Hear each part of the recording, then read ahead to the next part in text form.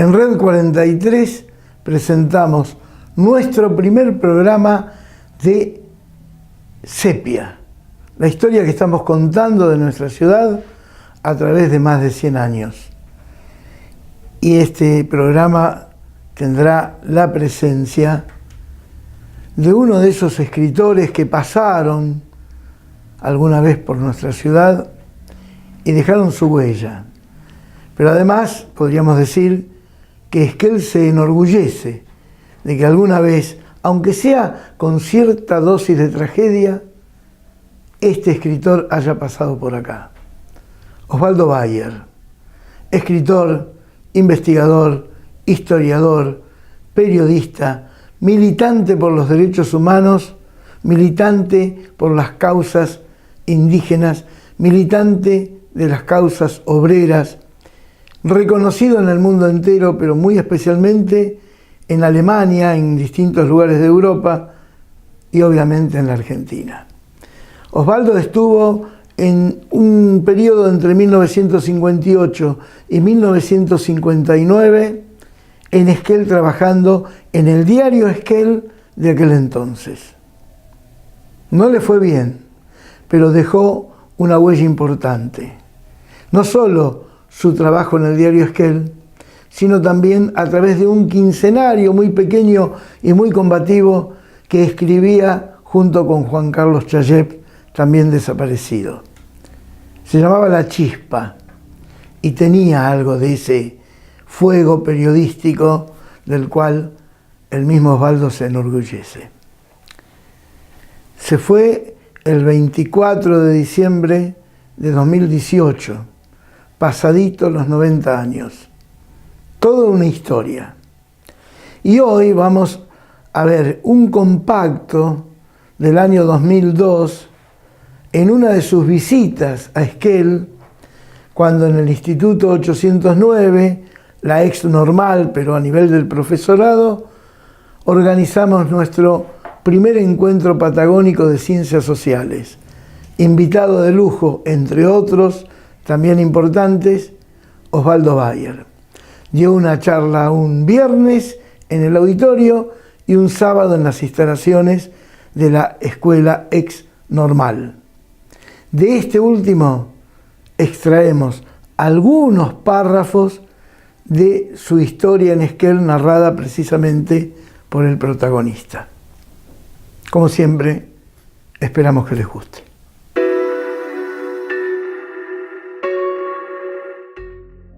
Y Esquel era una pequeña población de 10.000 habitantes. Su ritmo era un ritmo con aspectos medievales a veces. Estaba un enorme pobrerío, que creo que le llamaban el Hyde Park, ¿no? Al barrio de los pobres, sí. Le habían puesto irónicamente un nombre inglés. La ciudad, una especie de reunión de profesionales, entre ellos que se reunían, de comerciantes, con una vida política no muy grande. Empecé yo con el diario Esquel. El propietario Felman Josín vivía casi todo el tiempo en Trelew, de manera que yo tenía bastante libertad. Y me propuse realmente hacer verdadero periodismo, el periodismo de la verdad, escribir lo que uno veía. Me hice muy buenos amigos como el doctor Catena. Después había buenos amigos como Galante, que tenía un lindo café, creo que era la calle Sarmiento, ¿no? Donde estaba el diario Esquel antes. Sí. No, Rivadavia es después. Pero en el 58 estaba donde estaba la librería de Felman Josín enfrente, casi. Bueno, y ahí era un lindo lugar de reunión donde tomábamos algunas ginebras de noche y hablábamos sobre la política y sobre la ciudad. También los dos hermanos de Bernardi fueron muy amigos, uno era farmacéutico y el otro era procurador, ¿no? Escribano. También un lugar de reunión era la librería de Felman Josín con su esposa Dora K. Felman. Dorca de Feldman, estaba el abogado Julián Ripa. Cuando venía Feldman Josín, me llamaba la atención que así no se hacía periodismo en el interior, que no podía tomar las pautas de la capital y tratar de meterme a averiguar todos los hechos de acá. Bueno, era más o menos un diario de sociales con una editorial que hacía Feldman Josín y lo mandaba por correo y nada más. Y después los avisos de matrimonio, de bautismo, la fiesta de los chicos. Y yo me sentí realmente muy decepcionado.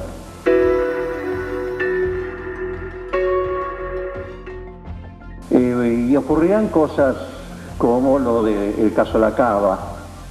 La Cava era un plantador de nogales que había venido de Buenos Aires con el permiso de la tierra fiscal y había plantado 27.000 nogales y algunos otros frutales.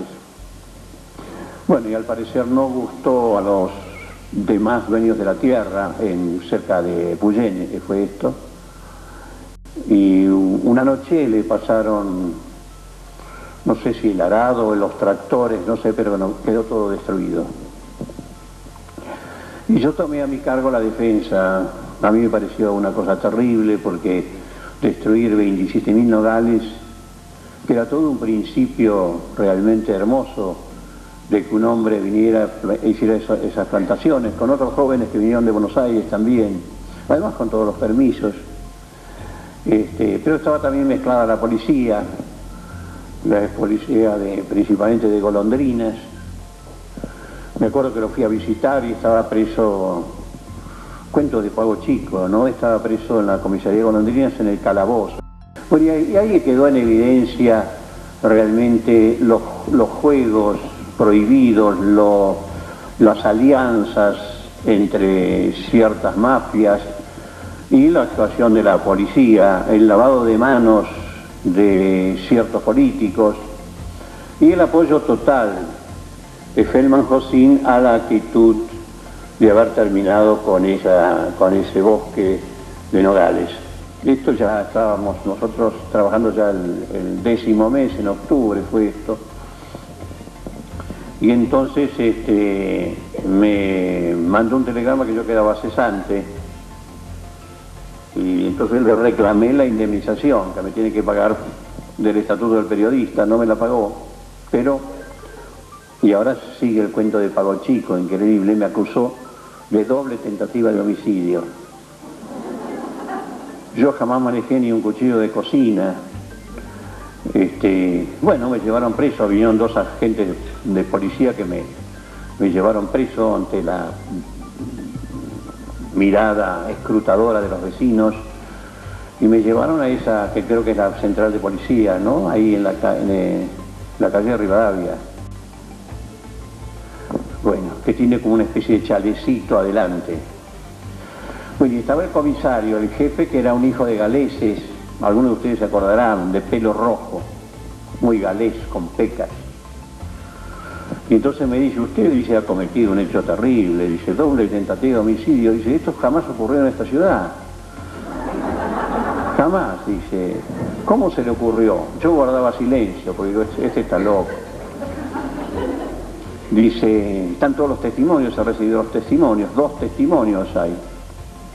Los testimonios eran de la mucama de Feldman Josín y de un vendedor de diarios, del diario Esquel, que me habían visto pasar 2 veces, por eso doble tentativa.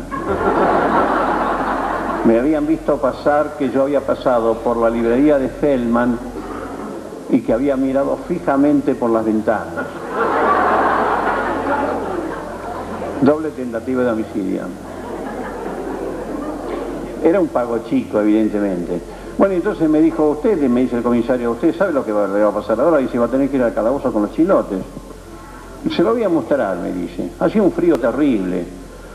Pobres presos, ¿eh? Estaban presos, por supuesto, sin ninguna calefacción, en unos cuartuchos hechos de cemento, sin luz, a oscuras. Dice, usted va a tener que ir ahí. Entonces mientras tanto me dice, le quiero hacer una pregunta. Usted dice, ¿sabe jugar al ajedrez? ¿Para qué le habré dicho que sí? Le dije que sí. Bueno, durante 5 días jugamos, voy a exagerar un poquito, 24 horas por día al ajedrez. Y por supuesto yo me dejaba ganar, ¿no? Por las dudas. Entonces me dejaba dormir en su despacho, en una especie de sillón que tenía.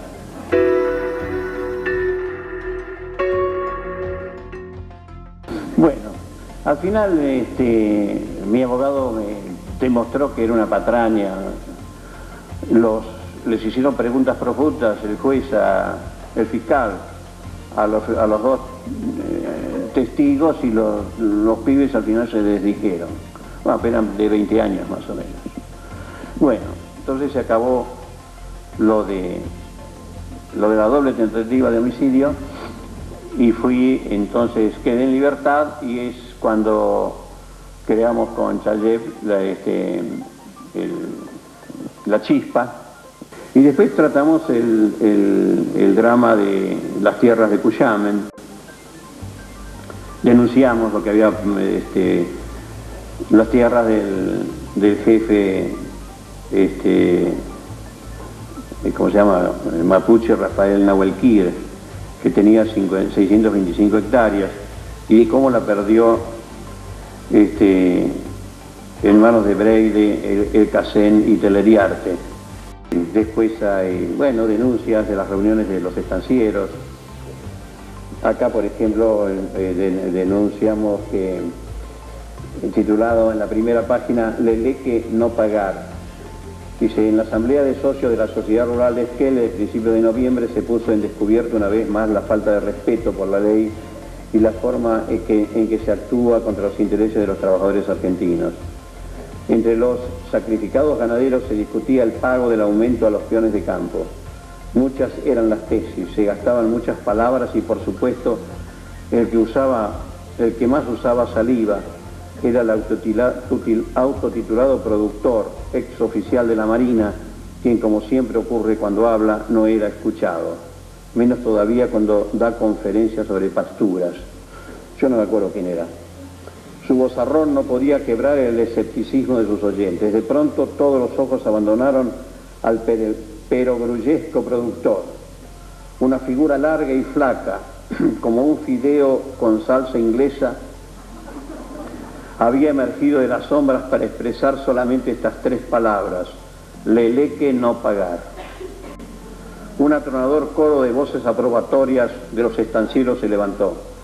La tesis de don Luis Paine era la justa, la que le convenía a todos los sacrificados ganaderos. Lo que el productor de Puyén no había logrado expresar en su verborrágica parlería, el enjuto inglés lo había dicho en 3 palabras. Luego de esto, el productor volvió a aburrir al auditorio hasta que el inglés lo volvió a interrumpir, quebró el monólogo para decir: Leleque no tener plata. Así es, los latifundistas ingleses dicen no tener plata para pagar el pan de los trabajadores criollos, que con el sudor de su frente mantienen a todos estos Mr. y Ladies de Londres que se hallan prendidos como garrapatas de nuestra sangre. Leleque no pagar. Esta frase pasará a la historia de la expoliación inglesa en tierra argentina.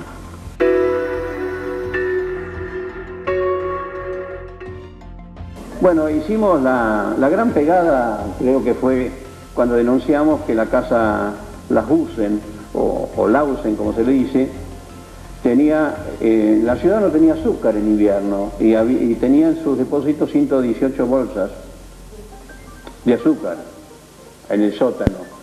Y esto nos lo vino a decir un pibito que trabajaba ahí en la Lausen, no sé, repartiendo cosas. Es decir, que teníamos nuestros corresponsales en el propio pueblo.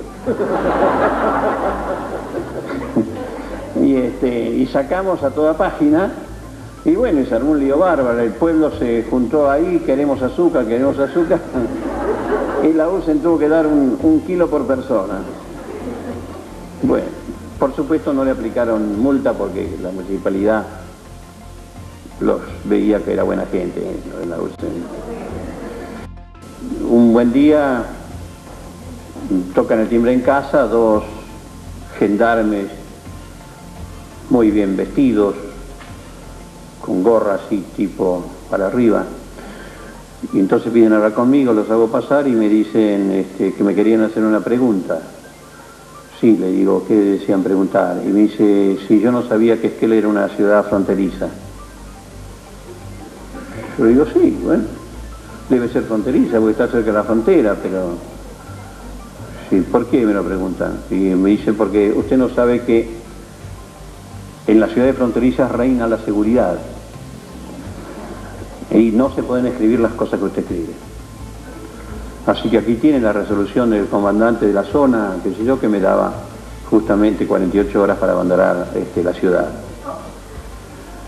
Y yo lo pensé, lo hablé mucho con mi mujer y no podíamos seguir, no teníamos ni 5 centavos porque Feldman Josín había dejado de pagarnos, no nos pagó pero ni un 5 centavos de despido, nada. El diario La Chispa realmente no cubríamos los gastos, con Chayev no lo podíamos cubrir, pese a la venta que vendíamos todos los ejemplares, pero había que comprar el papel, y el papel era caro, y la impresión. Así que bueno, decidí irme. Si yo me hubiera estado solo, sin familia, me hubiera quedado y hubiera luchado la cosa, porque dentro de todo, bueno, no era una dictadura, estábamos en democracia.